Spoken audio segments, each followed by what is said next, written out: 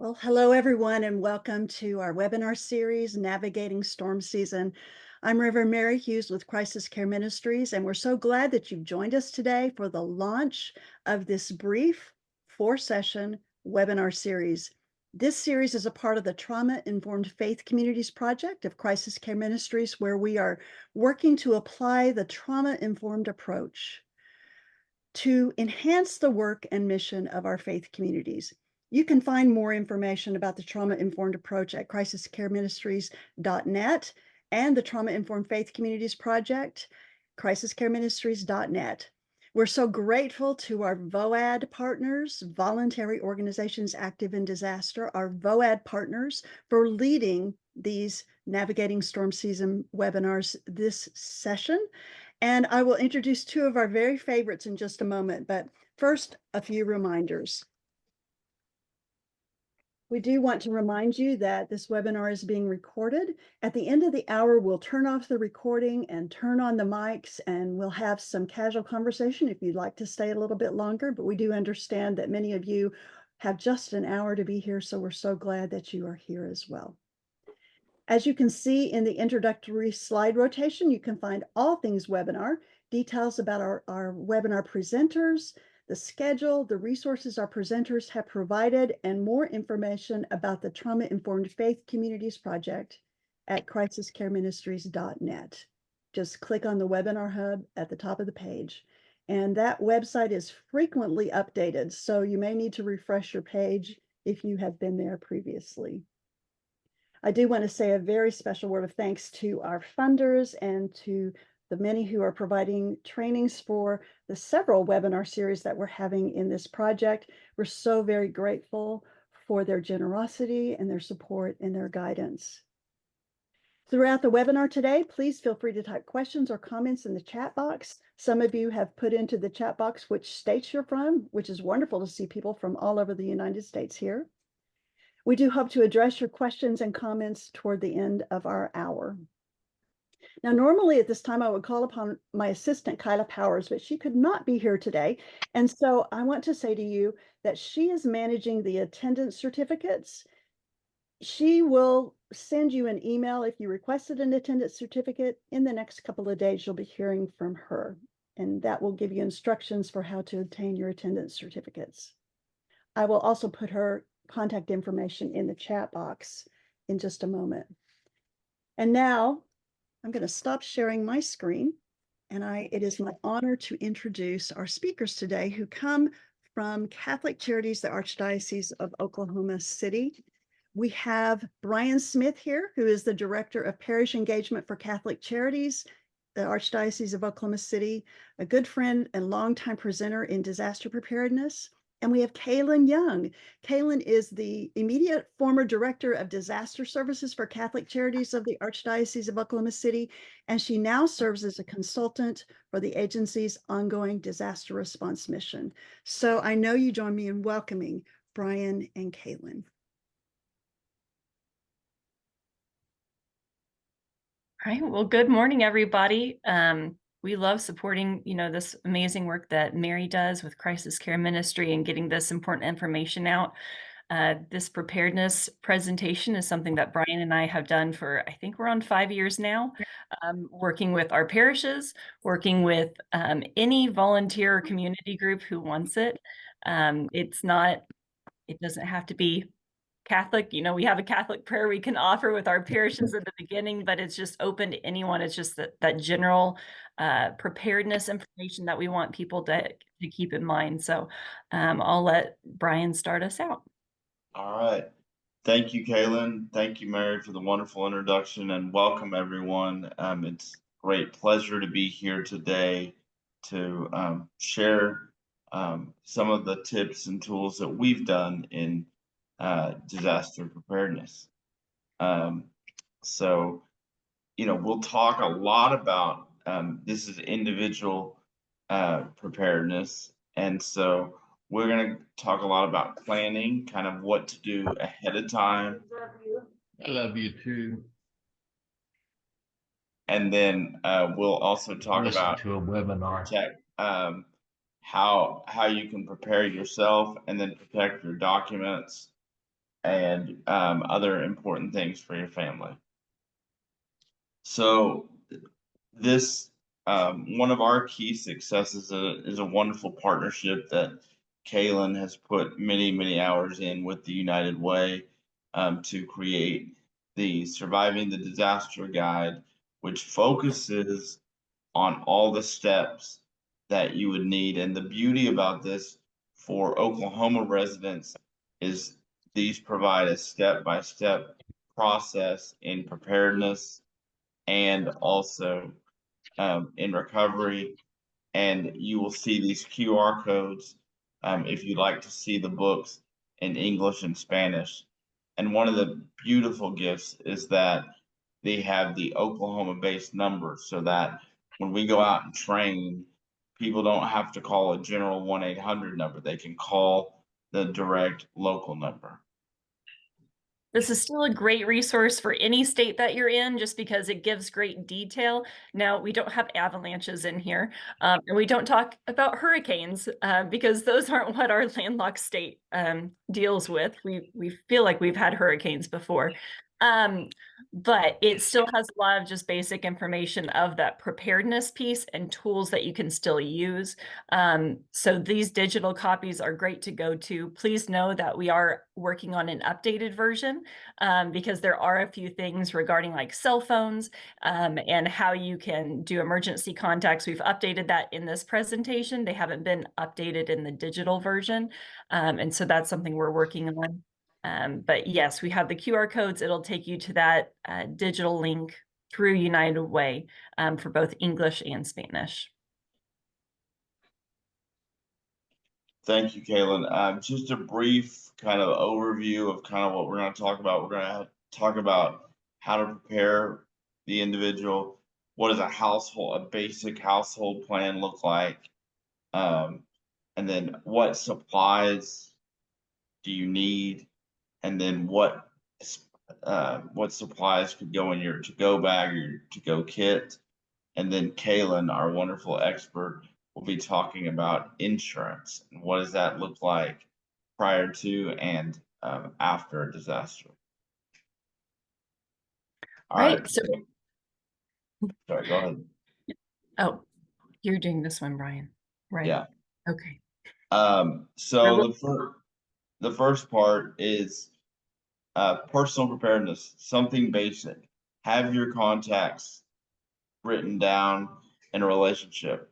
How many of us know phone numbers anymore? Or I assume a lot of people would just have it in their cell phones.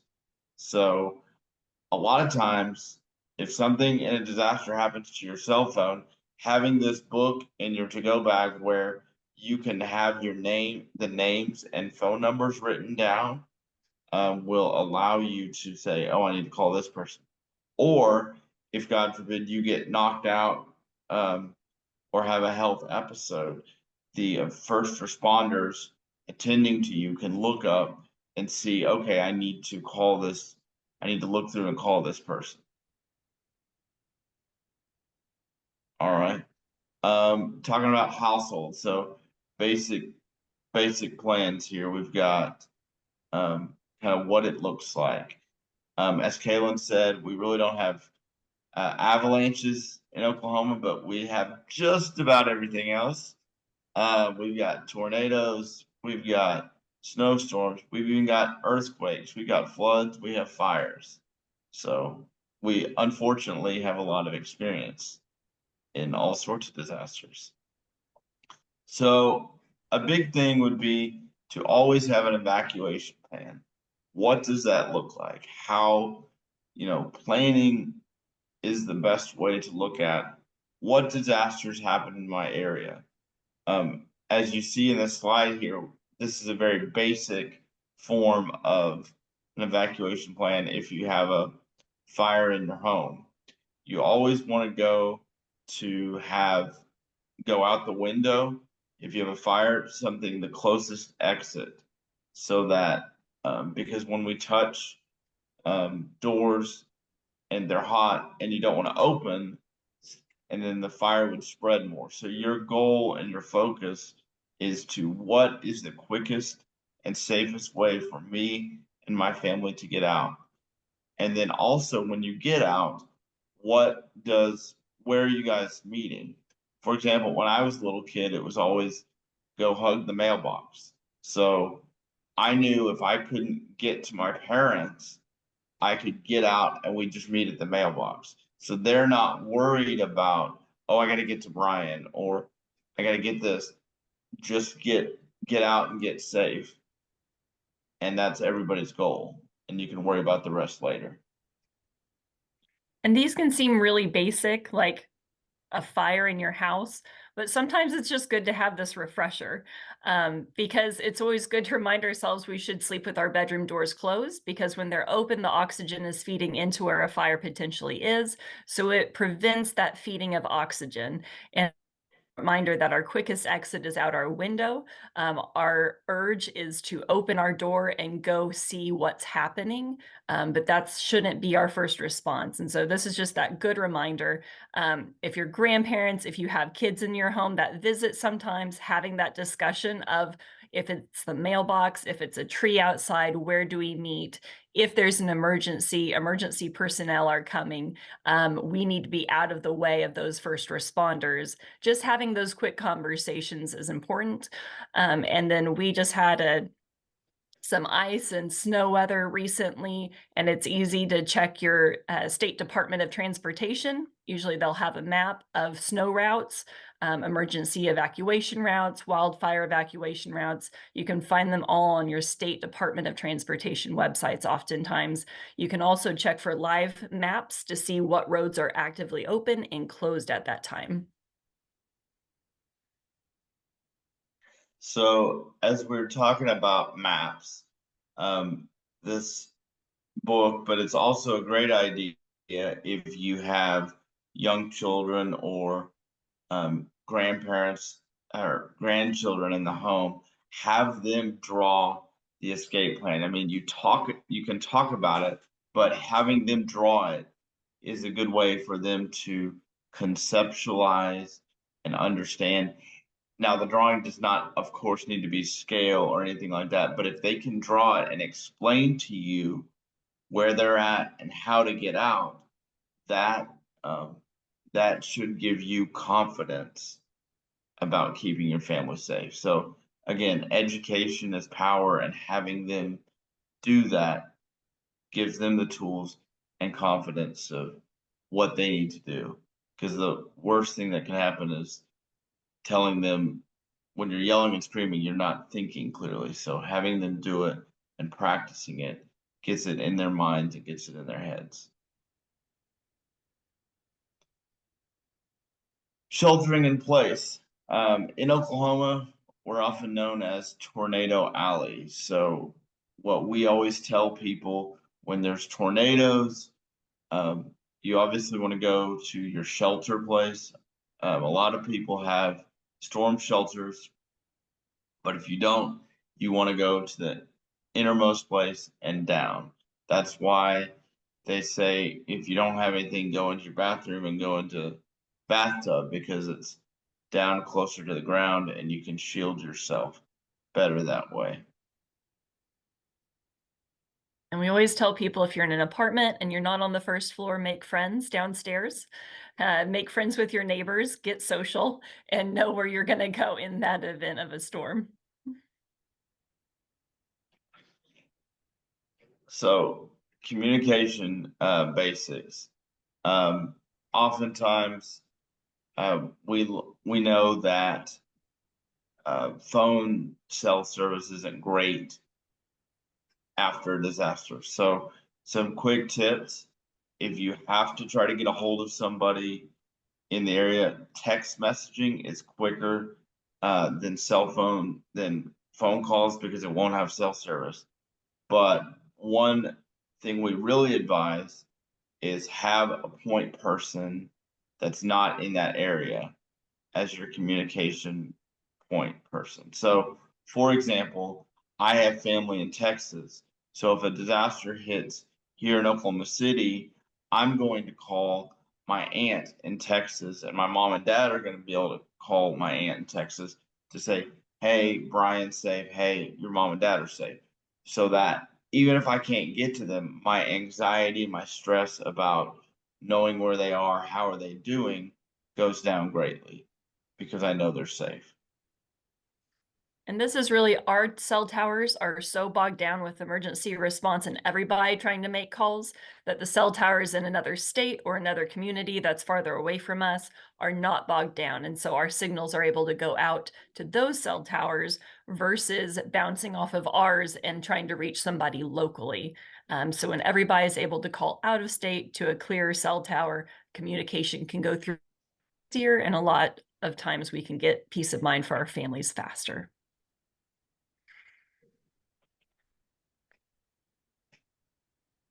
So the other thing with your a lot of people have smartphones these days, so your um, smartphone has a way that you can put in your emergency contacts, so that again, if you are found unconscious or having issues, the emergency team can get into your emergency stuff on your phone and have the way to contact personal information, any kind of medical information you can put in there. That way, your basic needs can be met. And as you'll see on the screen, you will have, if you need more information, if you have an Android, you can scan the QR code at the top. And then at the bottom, if you have an Apple, you can do that as well.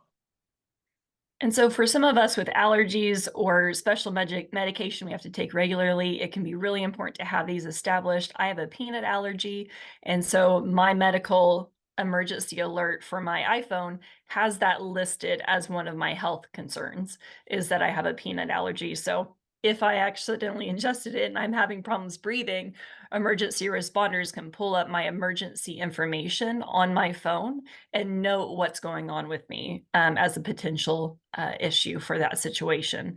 There are other phones other than Androids and Apples. These are just the most prominent ones we wanted to share. It's real easy. You know, we Googled instructions for setting this up, but we just wanted to offer some QR codes for easy direct access. But we do encourage everybody to go in and make sure those are set up, because it used to be where you could have ICE in case of emergency set up on your phone, and somebody could go into your contacts and find who your contact is. But now everything is password protected or thumbprint or Face ID and all of that. So it's not easy for our emergency responders to gain access to that. And so that's why the phones have set up emergency contacts and kind of that SOS format on your phone. So having those set up are really important. And that takes us into preparing emergency supplies. So this can sound super basic, and you're like, we've heard these all the time. Yeah, we have stuff for an emergency kit, but I always like to, ask people, like, if you had to grab your emergency kit right now, is it all together? Or are we out of storm season? And so it's kind of scattered throughout your house because at some point you needed to use that first aid kit. You needed to use a flashlight. The medication that you had in there, you ran short and you needed extra for a trip and you pulled that out. Where is all of that emergency kit if you have it? And if it's not, do you have some of these items in your house? So we have a pretty extensive list, but we always tell people is to consider what you would need. So this is just a good broad range of ideas. What's most important for you and for your household and for your needs that you would want to make sure is in your go bag. The other big thing that we always tell anybody we're working with is this can feel like a lot. And so just think of those primary things, and every time you go to the store, do you have $5 or $10 extra that you can spend on adding one more thing to your go bag?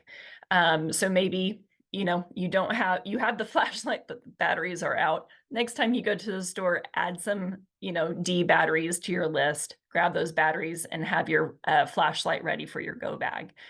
A big one is medication. So it can be easier to replace your medications after a disaster if you actually have your pill bottle, you have that prescription number and all that information. So we encourage people that when we're going into storm season, those medications you have when you're at the end of a bottle, having a day or two worth in that original pill bottle with the prescription label and everything in your go bag can be very helpful, because if you do have to have it replaced, you have all that information readily on hand, and you have a couple days worth of medication. Also keep in mind your pets. So if your pets have medication, anybody else in the household has those needs, keep that in mind. Our pets, we want to have a carrier for those that are a little bit more skittish that we can carry, small dogs and cats. And then make sure you have a leash, you have a collar, you have food and water for your pets as well in the event of an emergency. A lot of things on here that you'll see, but those are some of the big important ones that we always like to talk about. Having sturdy footwear, knowing where that is, not having to go through a disaster area in flip-flops is really important. A lot of people talk about, if they know there's severe weather, having their boots next to their bed the night before, or just having it setting out. A big thing that I always talk about, when we talk about shelter kits, but we don't always think about it, is knowing, having like a video recording of your home of what items you have. And Brian's going to talk more about storing that, but make sure that you know that if your home was hit today and you had to replace everything, how would you remember that? How would you know what's in each of the drawers in the kitchen? And I've recorded my entire house every spring. I just walk around, and every time I feel like I see another nook or cranny that I'm like, oh, I'm really glad I have a recording of this, because I would have completely forgotten about it. So it's having that preparedness, not only for in that moment for the emergency, but also what comes afterwards. Safe Room, some states have a program. Oklahoma does have a program where you can apply. It's kind of a lottery every year. But the big thing we would like to talk about on this page is registering your storm shelter if you have one, or if you have a basement shelter in. A lot of times our larger cities and communities have a registry for that. But if yours doesn't, you can also just call your local fire department. A lot of our rural counties and cities in Oklahoma, our fire departments want to know where you're sheltering in place. And so you can actually call them up, say, hey, this is my address. Just wanting to know, either I have a storm shelter and it's located on this part of my property, or I have a basement, it's under the southeast corner of my home.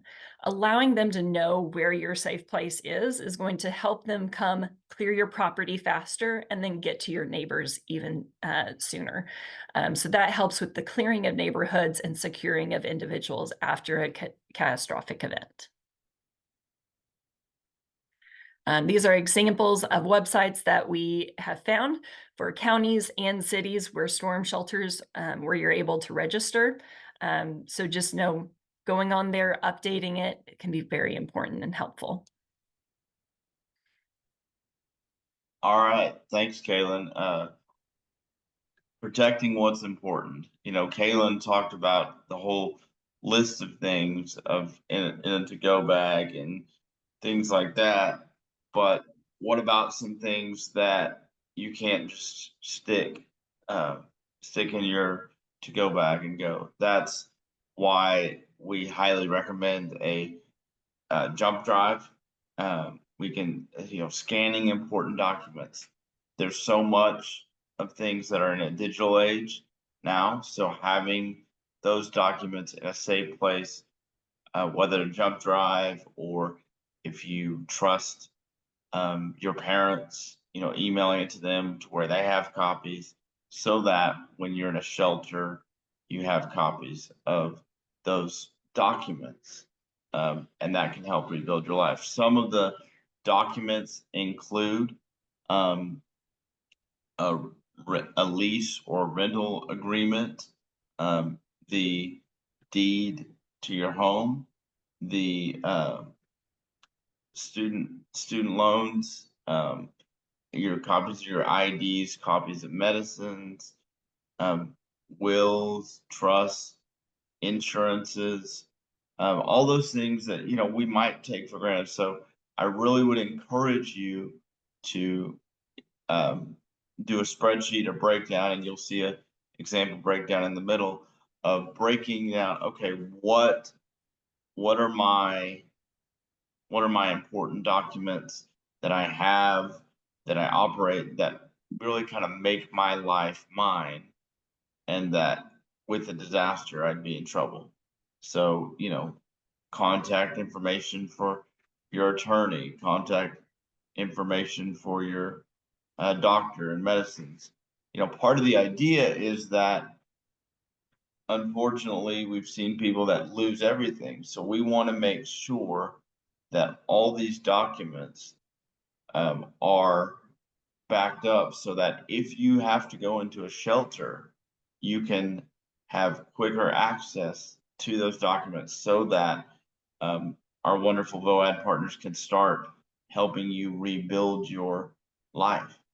Kaylin's going to talk a little bit later about insurance, but copies of those things and kind of what you have will dictate kind of your recovery time and what that looks like. And one of the things that's pointed out on here is, if you are impacted by a disaster, you are spending a lot of out of pocket, but you still have your mortgage and you have, credit card payments, things that are, those payment obligations, you can always contact the creditors as soon as possible and talk to them about a deferment. The one thing that we always caution whenever we talk about deferments is making sure you know when it is deferred for. We see it with every disaster as people make those deferments, but they don't realize that they're making a deferment for the end of that period. So they're deferring for 3 months paying their mortgage, but they know that at the end of that 3 months, the bank is expecting full payment of those 3 months, unless it's specified that it's extended or added on to your mortgage at the end when it's due. So a lot of times they will accept a deferment, but it's a deferment for that period and not tacked on to the end of your contract. So making sure that it's added at the end and you don't have a lump sum due at the end of the deferment when you're trying to get out from underneath everything and recover is super important. All right, so insurance. I always geek out on insurance because this has been going on 11 years of working with survivors, and so many survivors not knowing what they have before a disaster, and then us helping them navigate it with their insurance, what it means, how to read insurance documents. We work really closely with the Oklahoma Insurance Department. They're huge advocates for anybody working with insurance companies and trying to recover.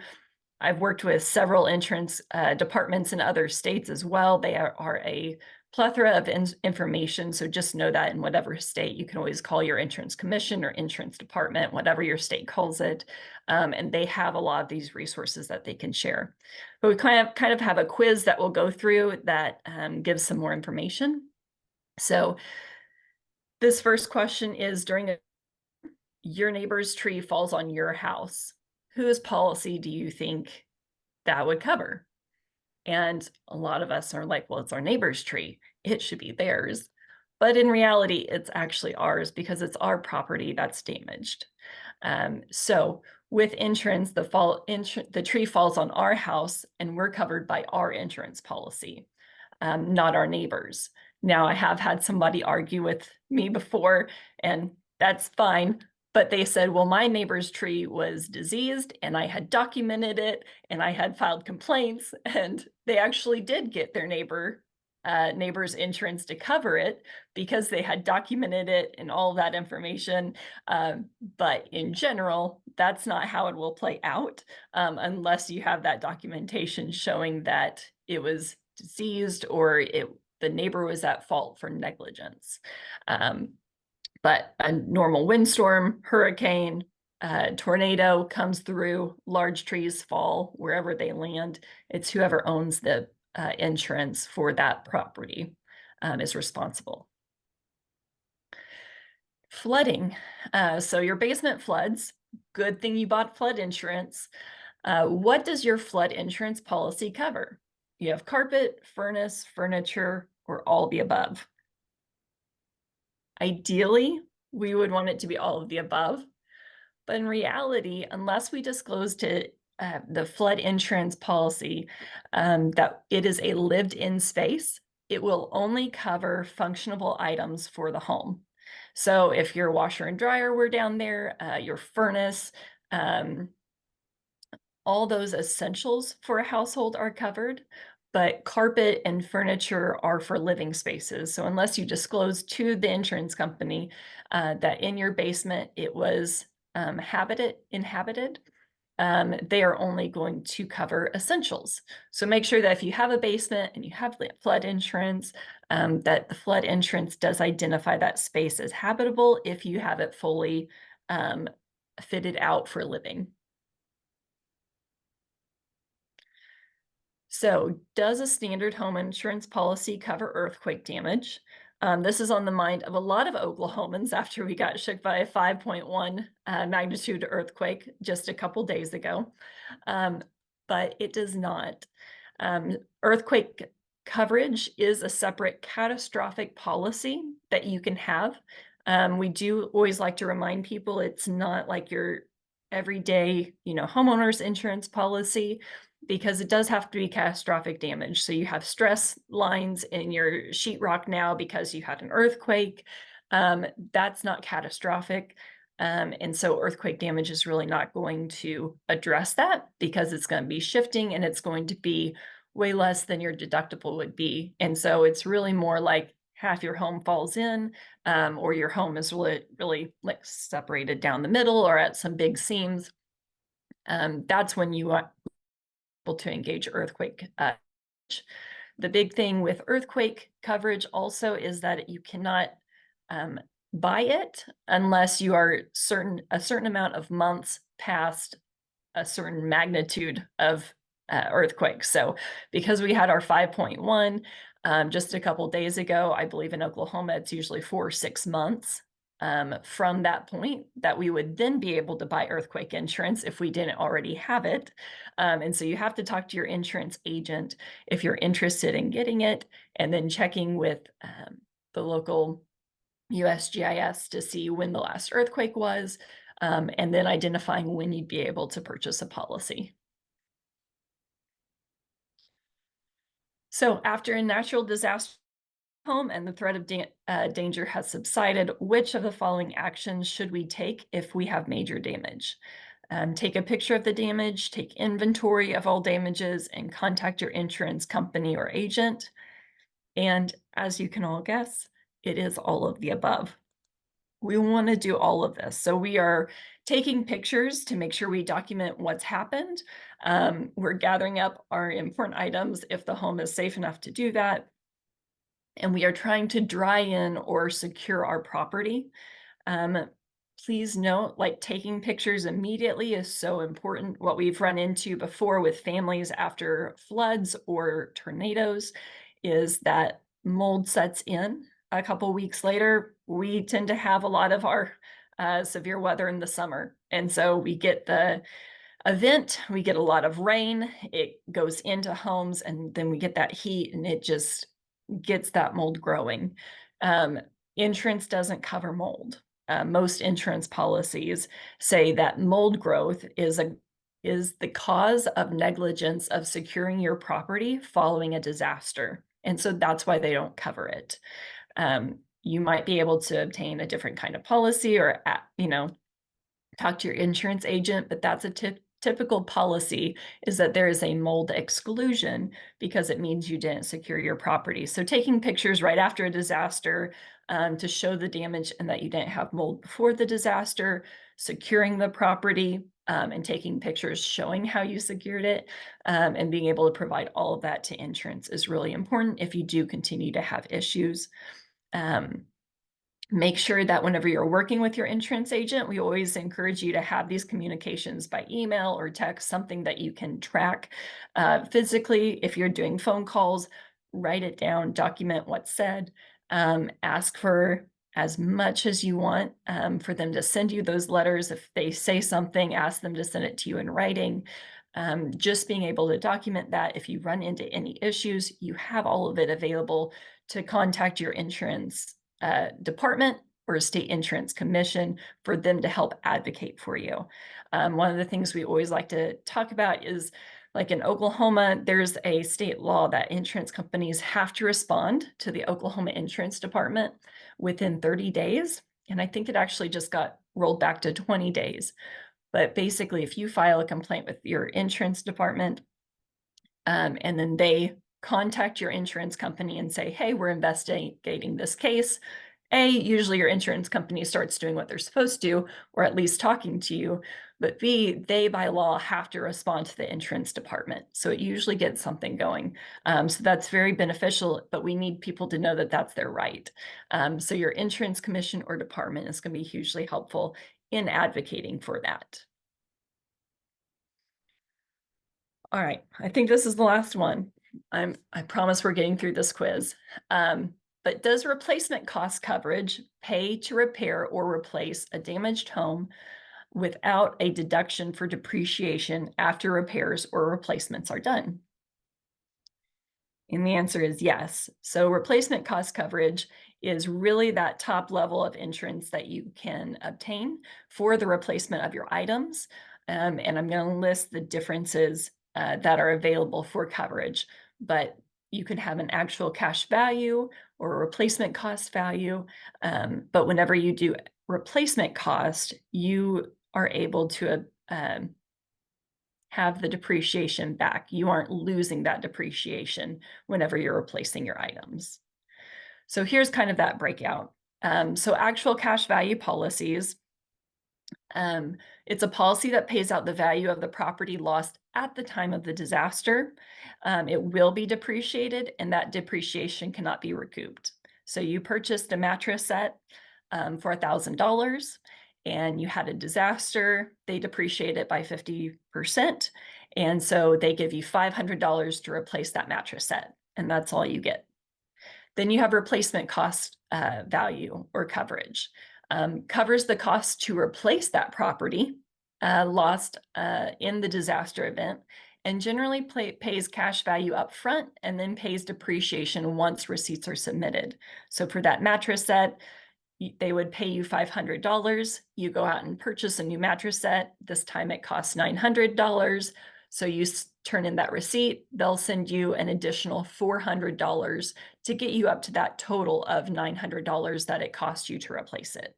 So that's replacement cost coverage.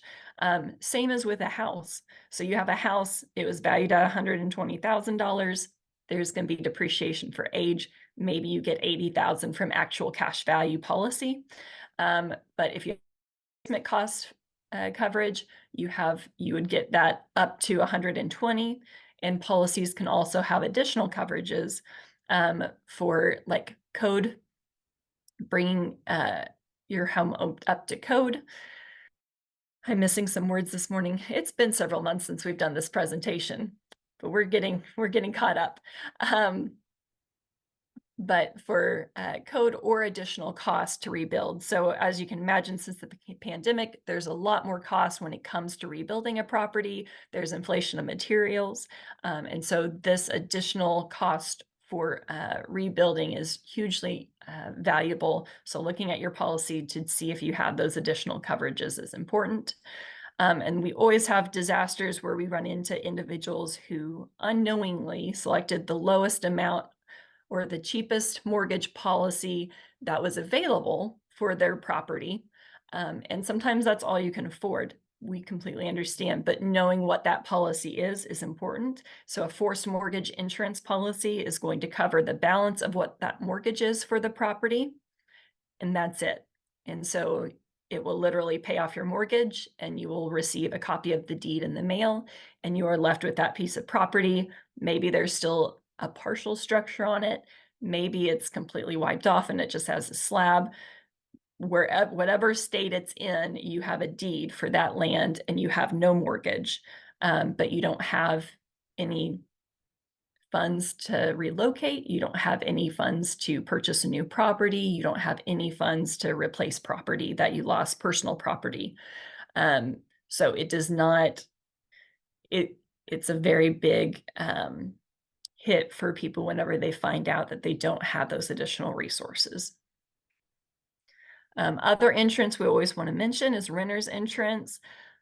It's the cost of a pizza a month is generally what we find, especially here in Oklahoma. Right after college, I had my little rent house. I had a $20,000 policy, and when I rolled it in with my vehicle insurance, it was $8. So $8 a month for a $20,000 policy. We always want to talk to anybody that we're working with who is in, a vulnerable area or community for natural disasters, and they're a renter. Just say, hey, ask your insurance agent what it would cost for you to have a renter's policy. What's the most basic policy you could get? Because it's a lot easier to recover with $20,000 to replace items than nothing. And when it's the cost of a pizza a month, and almost like a Little Caesars pizza a month, it can be very doable. Flood insurance policies, they are purchased for a certain amount, and the policies are sold through the National Flood Insurance Program, but you actually purchase them as a third party through your insurance agent. So you can't purchase them directly from the National Flood Insurance Program, which is part of the government, part of FEMA. That is the most common flood insurance program nationally. There are a few more private insurance companies that have come around to doing flood insurance policies. They are few and far between. The majority, if you have a flood insurance policy, it's going to be the NFIP, and you can use your local agent. I will say in Oklahoma, we've run into several agents not wanting to do flood insurance anymore, because whereas a normal insurance policy may compensate the agent with a 3% cost incurrence, whenever it's the flood insurance program, it's a 1% compensation, and there is a lot more documentation, as you can imagine, because it's a federal insurance program. Earthquake insurance, we talked about that, a little bit more prominent for us here in Oklahoma now that we've had more earthquakes lately, but it can be purchased through your local insurance agent. And we just want to remind people that it is for catastrophic damage. All right, we have this little video, and I'm going to see if you guys can hear the audio whenever we play it. So Brian, give me a thumbs up if audio is working.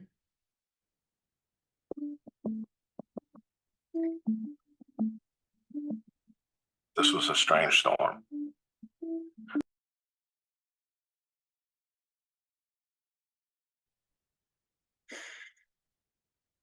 It's not like it was a hurricane out in the Gulf and everybody knew it was coming and we were preparing for, a couple of weeks knowing it's coming.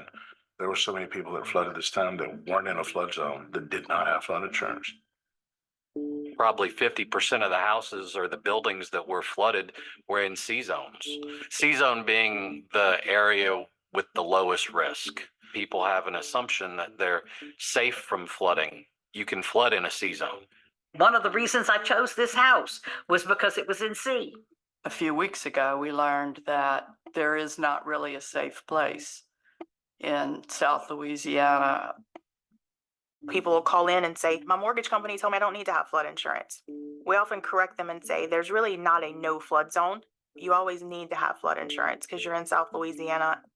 It's Louisiana, it rains all the time, So yeah, you don't think about it till you look out your door and you see that you're like in the middle of a lake. A friend of mine called and said, there's water in the street. We've had incredible rains here before, and there was not flooding. 3 minutes later, there was already a foot of water in the street, and it was rushing. About 9:30, my phone rings, and my neighbor says, Bernie, have you looked outside your front door? And I walked over to the door and opened it, and you could literally see the water coming up the sidewalk. Probably another 6 inches, and it would have been in here. Water actually started coming in the house about 2 a.m. And by 4 a.m., I was knee deep here in my living room. I thought I had dodged a bullet. I thought I hadn't flooded because I didn't see water anywhere. But when I stepped on the rugs, they were sopping wet. Yeah, it's pretty overwhelming. I mean, just the mess, the smell. I mean, it's horrible. The next day, several of the neighbors from down the street came, checked on me. When the water went down, they helped me get all my furniture out, get it in storage. So The flood was on a Friday night. Saturday and Sunday, I had people knocking on my door wanting to bring me dinner. It's very comforting to have your close friends nearby where people really pull together. a flood doesn't just happen to you. I mean, it happens to your whole neighborhood, your whole community. Not only the people that flooded, but then the people that they're living with or that are helping them out. And people that don't have the flood insurance. I mean, there are people that are still out of their houses, hadn't even started because they don't have the financial means to take care of it. Whenever an entire block or an entire street is dormant or abandoned for even several weeks or months after a storm, you would see crime and different things in that area. So having more structures with people back in them faster, get people back to work faster, get the community going. Right now, a lot of my neighbors are gone.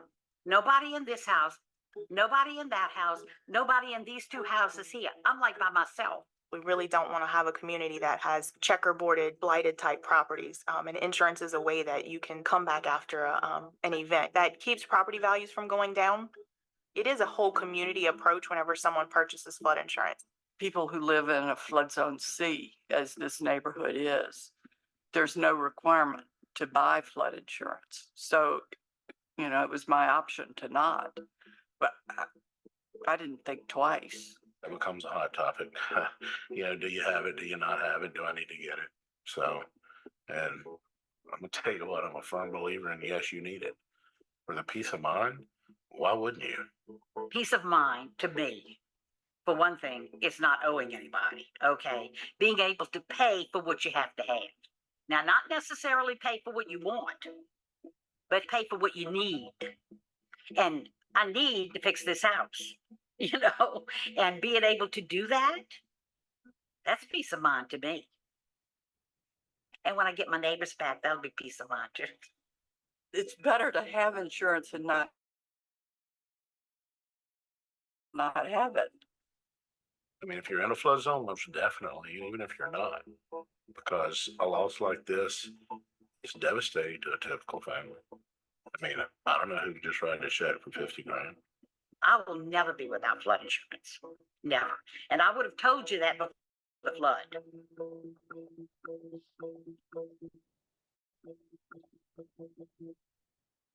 So we always like to video because it really just speaks to the importance of insurance, but it's really, when we talk insurance, it's resiliency.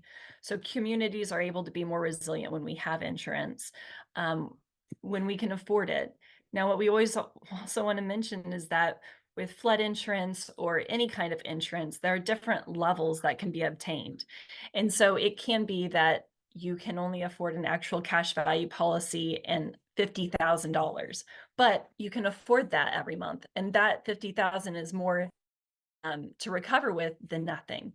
And so being able to engage with individuals, our neighbors, anybody who doesn't have that resource, talk to them about what they can afford with insurance is so important.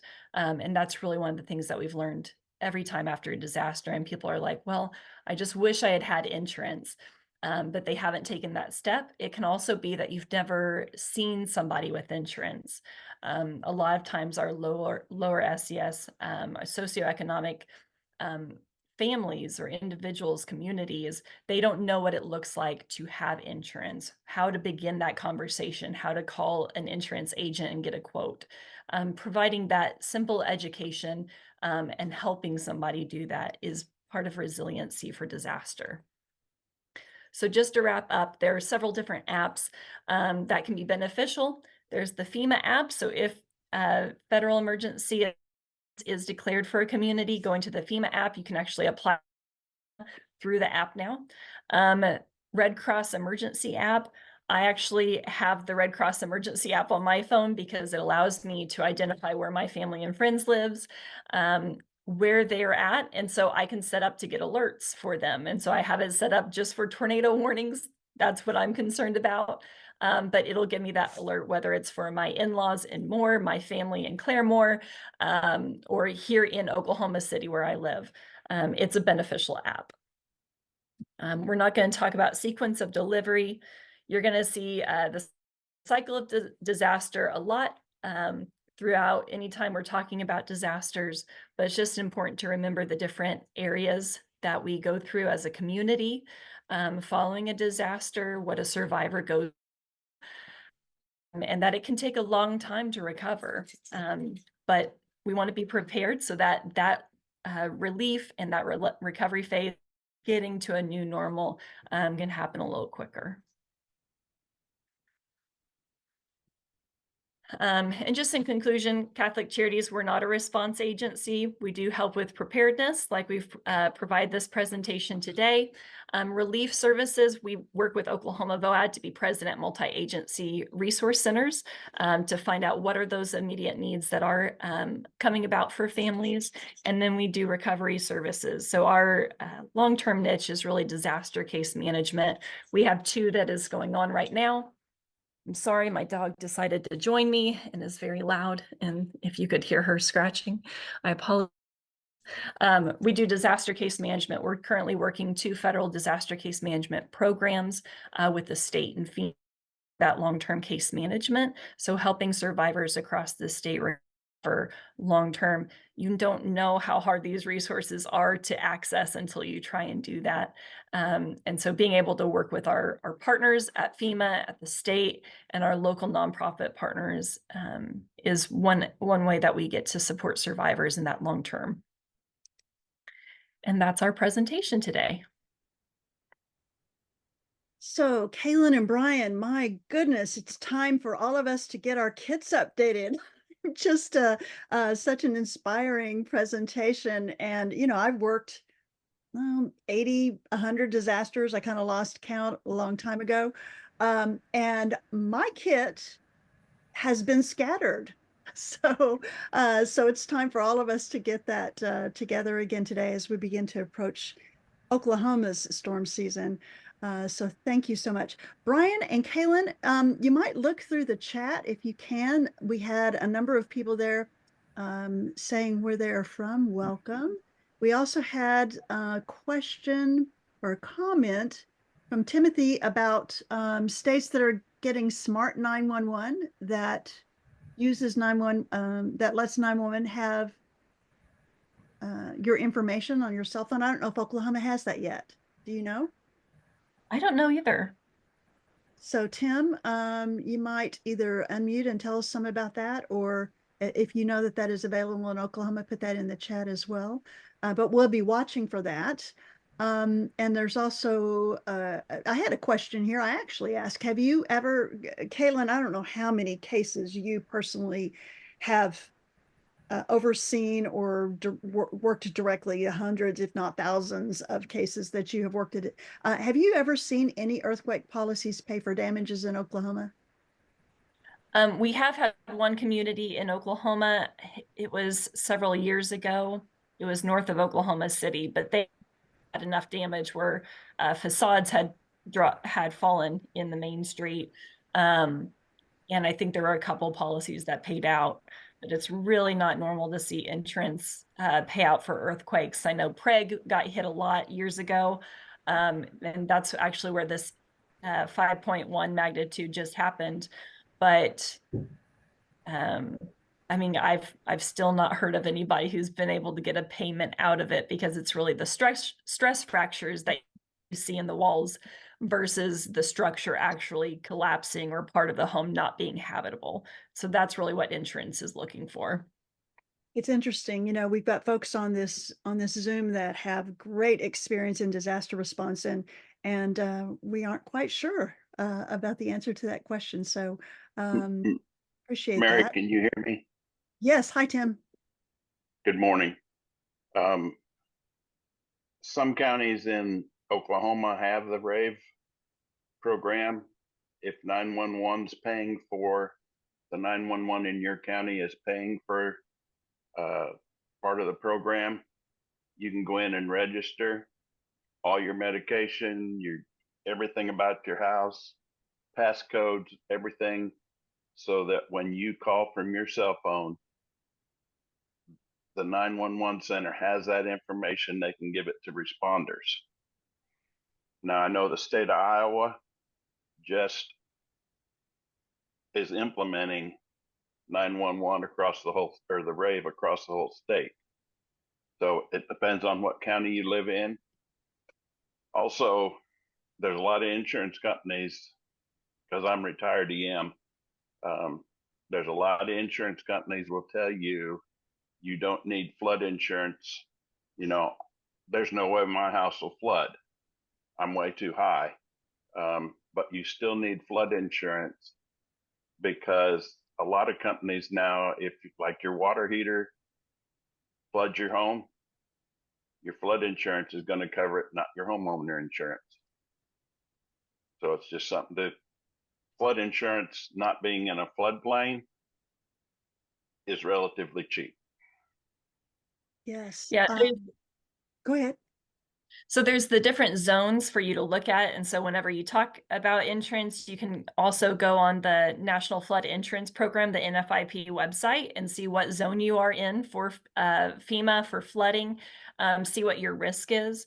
And that also, whenever we're talking about homeowners insurance policies, there are additional riders that you can get. They always say flood insurance comes from the ground up. And then homeowners, if it occurs in your home and goes out, it just depends. But like in Oklahoma, sewage up is no longer on insurance policies because it was hit or miss if some policies had it or some didn't. And so our Oklahoma insurance department said, okay, all policies have to take it off because we can't mandate that it be on there, but we can mandate you take it off so that we can make these blanket statements that if you want this, you have to add it as a rider. So when my husband and I purchased our house in 2020, we asked for this rider to be added. I think it added $12 onto our yearly premium. It was extremely cheap, but it was a $10,000 rider so that if sewage backs up in our home, we're covered. So asking about those for your policy is really important. And then also other structures. I know I didn't touch on it much in the presentation, but like standard insurance policies will do like 10 or 15% of your home's value for other structures. In Oklahoma, we have a lot of shops, we have a lot of outbuildings, sheds, detached garages, all of those fences falls under other structures.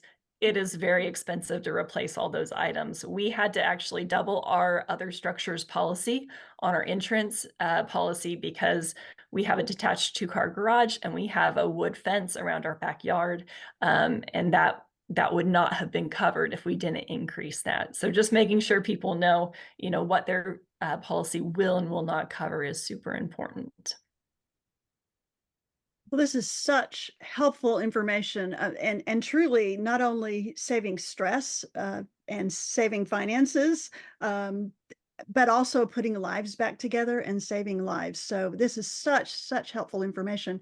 There are a couple of more questions. One was, is the recording going to be available? And the answer is yes. Give us a couple of days and that recording will be available at crisiscareministries.net on the webinar hub. Also, the question, Kaylin, is the booklet available? And I can tell you electronically, we can make that available at that same webinar hub on the resources. But is there a hard copy option for this booklet? So Catholic Charities has hard copies in both English and Spanish. Brian's at our main office, so you can always reach out to Catholic Charities, ask to talk to Brian, and he can get you some books set aside. I think that might be really helpful for everyone as we go into storm season. I love the idea of the apps as well. You talked about the apps for emergencies. It might be an idea that some of you who have younger folks in your faith communities could have them help the older folks, perhaps, or those who aren't as technologically capable or knowledgeable in setting up those apps, which would be a great intergenerational option for you as well. So I just appreciate so much, Brian and Kaylin, you are superstars. We have some amazing disaster response personnel in our Oklahoma VOAD. We're so appreciative of you being here. Oklahoma has a new disaster about every 12 weeks, a disaster requiring assistance from outside of the local community. Some of those you don't even hear about, but I can guarantee that the folks who are on this Zoom who are involved in disaster response are involved very often in response and recovery. We have some here involved in our long-term recovery groups. So I also want to shout out to them. Hello, Mary, and probably some others that are here from our long-term recovery groups around the state. Which leads me to remind you as well that next week we will be having another session here. Kaylin talked about the phases of disaster. We'll be talking about that next week. As we welcome Kaylin back with another superstar, Laurie Freed, who is coming from the Salvation Army. And they'll be talking about from disaster preparedness through long-term recovery. So I encourage you all to attend next week as well. We're again so glad to have Brian and Kaylin here, and I know you all join me in waving to them and saying thank you to them. We're going to stop the recording now, but you all are certainly welcome to stay afterwards for more conversations. So thank you all for being here. Stay safe. Thank you all.